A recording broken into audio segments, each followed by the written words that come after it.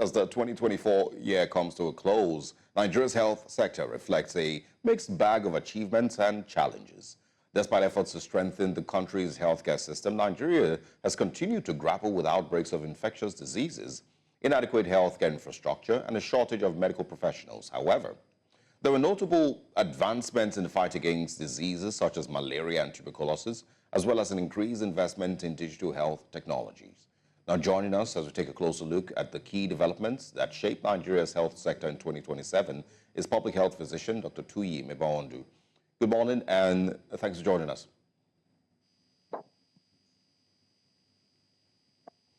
Dr. Mebawondu, good morning. Can you hear us? Hello, can you hear me? Yes, I can. Good morning. Thanks for joining us. Good morning. How are you? Very well. Good to see you. Season. Same to you. Same to you. All right. I want us, to first of all start with your assessment of how far and how well. We currently have a new Minister for Health. Would you say that we have done well in 2024? Yeah. Yes. In 2024, we could have done better, but looking at the trajectories, you will agree with that. We started well. And we're moving in a direction that can be purposeful if we persist. This is how I want you to look at it. How did the 2024, how did it start?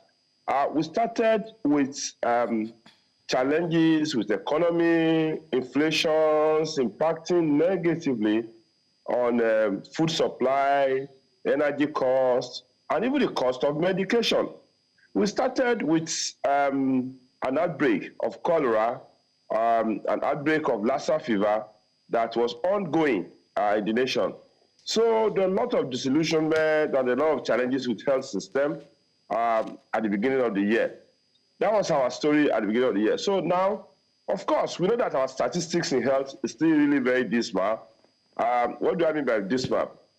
We're still running a maternal mortality rate of above 800 per 100,000. We're still having an infant mortality rate of as much as 70 and under 5, as much as 100 per 1,000. Those are not good figures. We still account for 1/3 of the HIV/AIDS in Nigeria and 1/5 of tuberculosis in the world, also in Nigeria. So the challenges of human resources for health was facing us directly. Doctors were moving, nurses were going away. The capacity, health infrastructure were so challenged.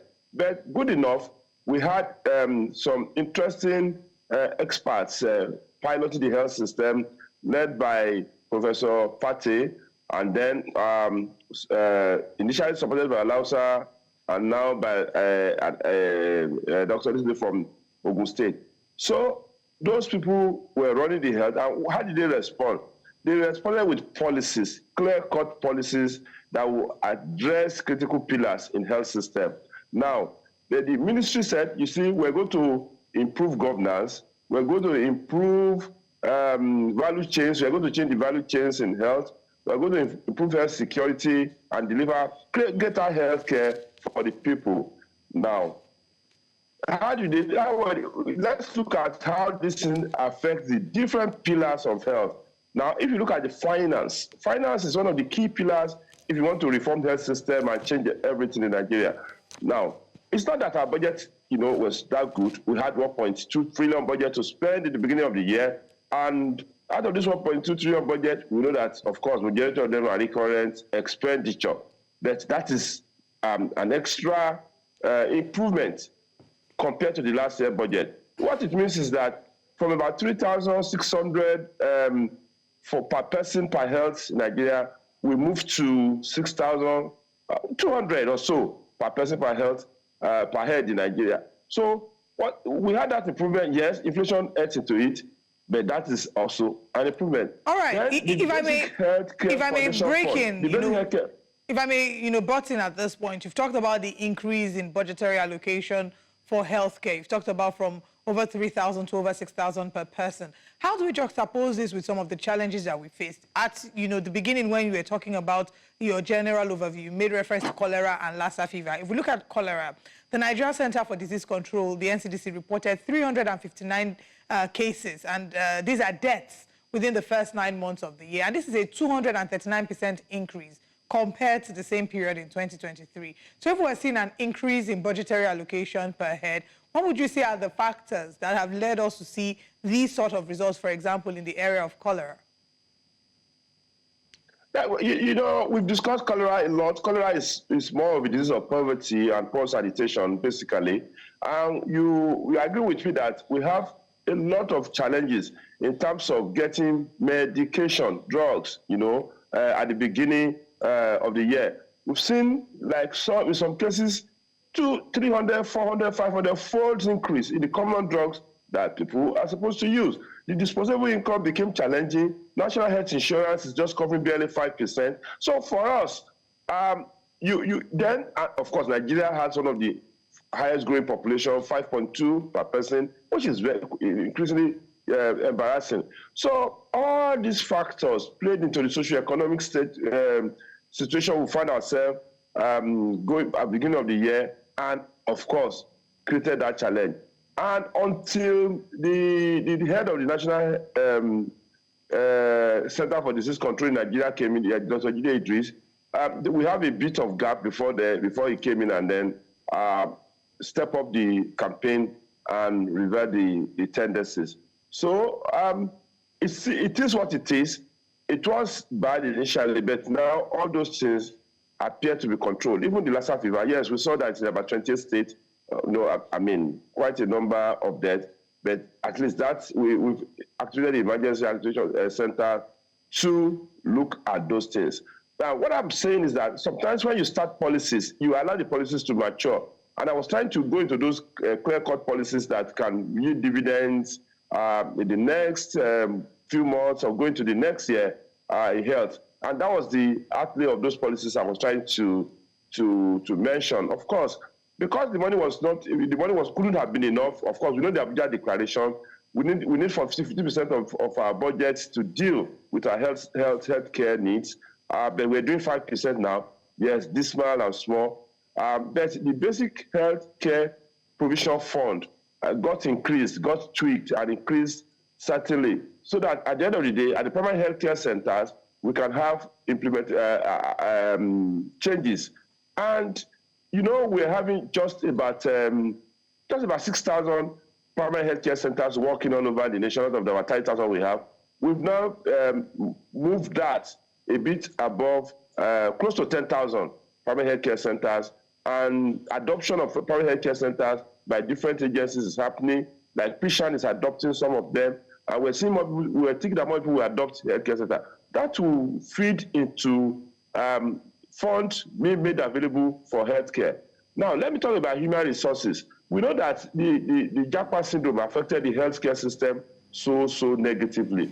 Now, what are we doing? What was done about it in 2024 was that to bring a bill to reverse migration of the health worker and the Japa syndrome. And the bill then moved forward to push more health workers into the rural areas and give them incentives to work in those rural areas. Yes, it's a bill that is on. Of course, that's the policy stick. We hope that very soon we'll start seeing the result. In addition, the capacity for Nigeria to train health workers was increased. The allocations for medical students to different institutions were increased. And in addition, we saw new institutions coming up and training more health workers. Because we found out that at the level of the training, where we're producing about 3,000 doctors per year, will not be sufficient to address our health need.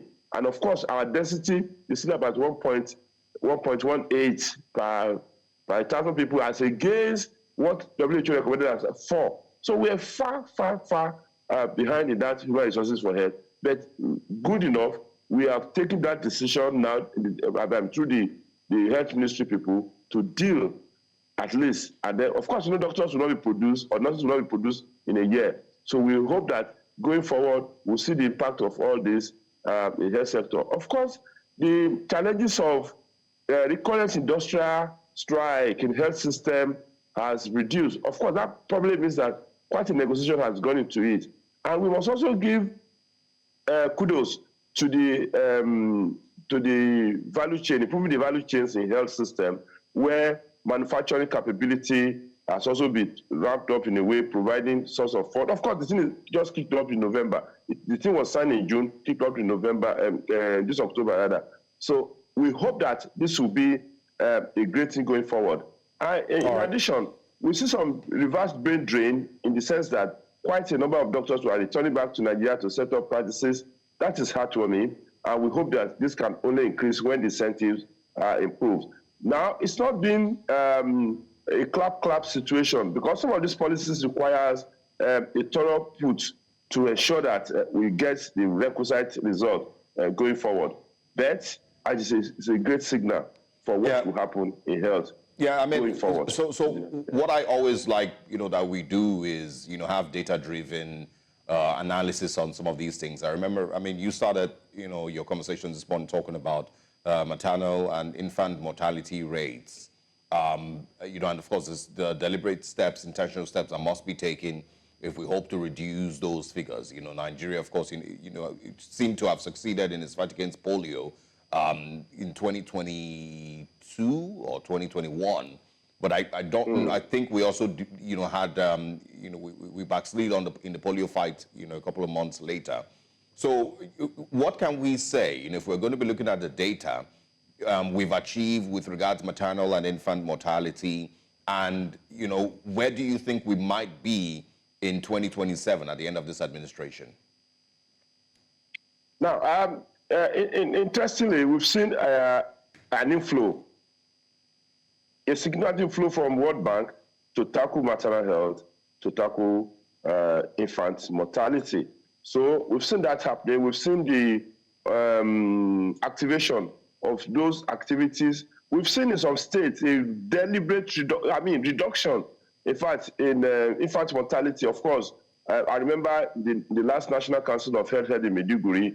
Ondo State was able to have reduced it to as low as, to 20, which is even quite commendable and beyond what is expected nationally. We think that there's a lot of learning going on because party had actually, put everybody together and so that, look, health is not, though it's in a concurrent list, health is not just about federal government. States, what are you doing? And we'll see the robustness of National Council of Health trying to deal with these issues. And with the fund coming in, once the thing is lifted, we hope that changes we expect will be seen. And I also want to mention what happened in the National Council of Health in Ekiti in November, where specific policies targeting innovations in health, drug productions, and even the 10 million people that are supposed to be screened for diabetes and hypertension, all the states bought into it. And because in reality, it's not just about infectious diseases, there are chronic diseases ongoing. So we've seen quite a lot of those policies now being activated. Of course, I knew that was being done regularly, screening people for diabetes and hypertension, which is killing quite a number of Nigerians. That is ongoing. So, really, it is not Uhuru. Of course, I agree that we have a long way to go. But the starting point is for us to take the first step in ensuring that we get our things right. Yeah, and from your argument, you would say that we've taken very, very good first steps? Yes, indeed.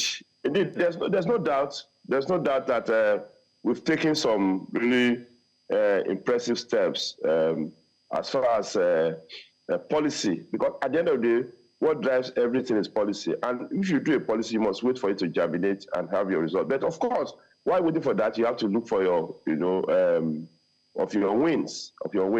So I hope that at the end of the day, we should be able to get to that 70% of local production of drugs and local production of disposables, which are very essential. We saw the policy of vaccines that's ongoing. And I can tell you that it's not, we have quite a lot of challenges because let me give you an example. Now, one of the key disposables used in healthcare is syringes and needles. We saw the closure of Jubilee syringes and needles somewhere in Cross River, and it's been filled with substandard imports from some countries. I don't want to, of course, we can mention them. You know, China is a big culprit in that kind of situation. But government needs to really put up a deliberate steps to protect those industries if you want to be self-sustaining. You can't wait for other countries to be producing your anti-malaria, producing this, producing that. So you need to honestly be able to be on top of those situations as it is. All right. I mean, so many areas to look at. And, I mean, we can look at malnutrition, projections for 2025, you know, what to expect. I mean, maybe that should be the last question I'll ask you. You've talked about an increase in budgetary allocation for healthcare sector. What do you think might be the biggest challenge in the health sector that we might have to deal with? We see two huge things. One, finance. Health is not cheap. And then unfortunately for us, there are a lot of competing interests for the funds, for the few funds available. Now, people are faced with challenges with inflation, with disposable incomes, and national health insurance is still doing about 5% of the population. It's embarrassing. If we need to fund health system, we need to be more robust, we need to be more strategic in ensuring that this thing is properly funded. And then the second thing will be human resources. For you to, even if you expand the production of human resources for health now, you're not going to see the result of that minimum of 4 or 5 years. So what happens before that? So, and then indeed, the cost of medication and production of those medications is not just there. Now, how do you produce? How do you bring down the cost of drugs?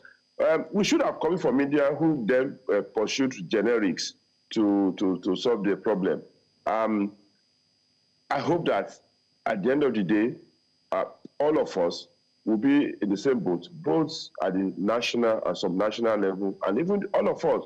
I also see the National Center for Disease Control empowering some states to be able to make diagnosis. For instance, Lassa fever now, you can easily make the conclusion that it goes to a place like Owo, by the provision of those things they sent to them. I saw them stepping up the health literacy campaign. That is what I see happening next year. We may not get the requisite fund, but for us to maximize what you will get, for us to use those funds to drive health literacy and health knowledge to change decision, for the states to increase the allocation to health and make primary health care more functional. Yeah. I expect the participation of organized private sectors to be more pronounced to drive the health, because if the nation is not healthy, your industry cannot be healthy. All right, Dr. Mebondu, I'm glad that you also mentioned the efforts from private participants, but also, you know, the state and local government levels, because primary healthcare centers, you know, are extremely important, you know, and it's also very important that they are properly funded and properly equipped as well. Thanks very much for your time with us this morning, compliments of the season, and we will speak with you again. Thanks for stopping by.